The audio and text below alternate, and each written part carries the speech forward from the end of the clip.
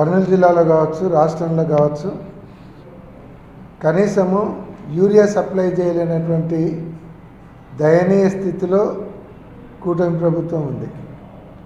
కనీసము యూరియా రైతులకు ఇక్కడ యూరియా సప్లై చేయకపోవడమే కాకుండా మొత్తం బ్లాక్ మార్కెట్కు తరలిస్తుంటే గవర్నమెంట్ చూస్తూ ఊరుకుండడం అనేది చాలా విడ్డూరంగా ఉంది. జగన్మోహన్ రెడ్డి గారు ఉన్నప్పుడు యూరియా ఆర్బీకే సెంటర్లకు పంపించి ఏ గ్రామంలో ఆ గ్రామంలో యూరియా సప్లై చేయించి మార్కెట్ ద్వారా ఆర్బీకేలు పోతే అక్కడిని సప్లై చేస్తున్నాయి. ఒకవేళ మార్కెట్ నుంచి ఆర్బీకేలు లేని చోట సొసైటీల ద్వారా వాళ్ళకి సప్లై చేయడం కూడా జరిగింది. కోఆపరేటివ్ సొసైటీల ద్వారా సప్లై చేసినారు. ఎక్కడ 5 సంవత్సరాలలో కరోనా ఉన్నప్పుడు కూడా యూరియా దొరకడం లేదు అనేటువంటి పరిస్థితి లేదు. ఈరోజు మామూలుగా ర్యాక్కు కూడా 1500 టన్నులు వస్తే 50% మార్కెట్కి ఇవ్వాలి, 50% ప్రైవేట్ డీలర్లకు ఇస్తారు. కానీ ఒక్క టన్ను కూడా మార్కెట్కి ఇవ్వకుండా మొత్తం 1500 టన్నులు ప్రైవేట్ డీలర్లకు ఇస్తే వాళ్ళు బ్లాక్ మార్కెట్లో రేటు పెంచి అమ్ముకుంటున్నారు. ఈరోజు వర్షాలు పడినాయి, తుంగభద్ర నది తీరం వెంట వరి పంట వేస్తున్నారు, పత్తికి కూడా యూరియా కావాలి, వర్షాలు పడినాయి కాబట్టి రైతులందరూ యూరియా కోసము ధర్నాలు చేసేటువంటి పరిస్థితి. వాళ్ళు మొత్తం పనులు వదిలిపెట్టి యూరియా షాపుల దగ్గర, తర్వాత మార్కెట్ షాపుల దగ్గర తిరుగుతుంటారు. ఇంత అన్యాయమైనటువంటి పరిస్థితి ఎప్పుడు చూడలేదు. ఈరోజు నెల్లూరులో వచ్చిన యూరియా అంతా మొత్తం తమిళనాడుకు పంపించుకుంటూ ఉన్నారు.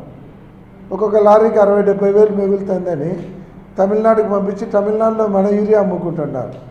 అదే మన రైతులు, కర్నూలు జిల్లా రైతులు ఇక్కడ యూరియా దొరక్క కర్ణాటక పోయి దాదాపు 150-200 రూపాయలు ఎక్కువ పెట్టి యూరియా బస్తాకు అక్కడి నుంచి మళ్ళీ ట్రాన్స్పోర్ట్ ఛార్జెస్ భరించి యూరియా కొనుక్కొనొచ్చుకునేటువంటి పరిస్థితి ఈరోజు రాష్ట్రంలో ఉంది.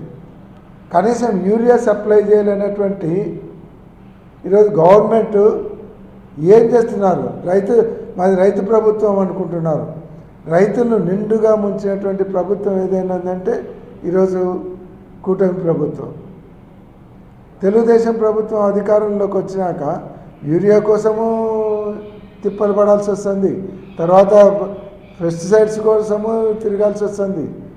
ఇవన్నీ కూడా విత్తనాలకైతే ఇంతకుముందు ఆర్బీకేలలోనే విత్తనాలు ఇచ్చేవాళ్ళు, ఇప్పుడు మండల హెడ్ క్వార్టర్స్లో విత్తనాలు అన్నారు. ఆడొచ్చి కిలో నిలబడలేక ఆడ చెప్పులు బ్యాగులు పెట్టి ఆ ప్లేస్ రిజర్వేషన్ చేసుకునేటువంటి పరిస్థితి చూస్తున్నాం.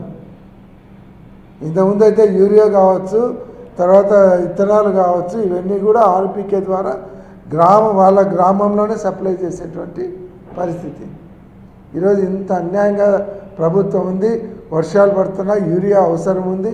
ఈరోజు యూరియా సప్లై చేయడం లేదు, నాణ్యమైనటువంటి విత్తనాలు సప్లై చేయలేదు, రైతులను గాలికి వదిలేసినారు. మీకు రైతులు కనపడటం లేదు, కనీసం కర్షకులు కనపడటం లేదు, నిరుద్యోగులు కనపడటం లేదు, ఉద్యోగుల సమస్యలు కనపడటం లేదు. మీకు కనపడటం లేదంతా అమరావతి. దాంట్లో 1,00,000 కోట్లు ఖర్చు పెట్టి రోడ్లు బిల్డింగ్లు కడితే ఒక 6%, 10%, 7,000 కోట్లు, 8,000 కోట్లు మీకు కమిషన్లు వస్తాయి. కాబట్టి మీరు ఈరోజు ఆ అమరావతి తప్ప రైతులను, వర్కర్లను అందరినీ గాలిలోకి వదిలిపెట్టినారు. మున్సిపల్ వర్కర్లు స్ట్రైక్ చేయబట్టి 4 నెలలు అయింది. ఈరోజు మంచినీళ్ళ సప్లైలు ఆగిపోయినాయి, దాన్ని పట్టించుకోవడంలే. అంత పబ్లిసిటీ వ్యవహారం తప్ప ఇంకొకట్లేదు. వెంటనే రైతులందరికీ యూరియా సప్లై చేసే దాంట్లో మీరు గవర్నమెంట్ ముందరికి రావాలి. అగ్రికల్చర్ మినిస్టర్ గారు మీటింగ్లు పెట్టి స్టేట్మెంట్లు ఇవ్వడం కాదు, గ్రౌండ్ లెవెల్లో విత్తనాలు సప్లై అవుతుందా లేదా, లేదంటే యూరియా దొరుకుతుందా లేదా, పెస్టిసైడ్స్ అందుబాటులో ఉన్నాయా లేదా అనేది పట్టించుకోకుండా అందరూ షికార్లు చేసే పరిస్థితి ఉంది. దీన్నైతే మేము తీవ్రంగా ఖండిస్తున్నాం. అవసరమైతే రైతుల తరపున వైఎస్ఆర్ కాంగ్రెస్ పార్టీ పోరుబాటలు దిగేదానికి కూడా వెనుకాడే పరిస్థితి లేదు, సిద్ధంగా ఉన్నామని తెలియజేస్తాను.